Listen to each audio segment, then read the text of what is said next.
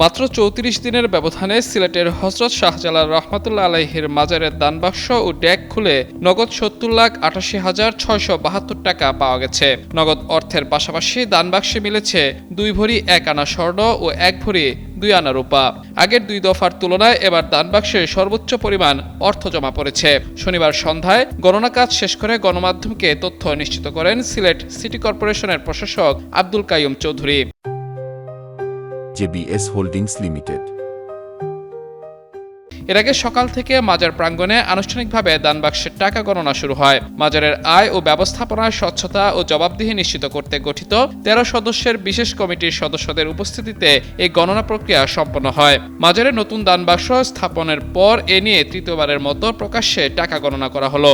এর আগে নতুন দানবাক্স স্থাপনের মাত্র ৪ দিনের মাথায় ২২ জুন প্রথম দফায় ১৭,৬৫,৫৪৯ টাকা পাওয়া গিয়েছিল।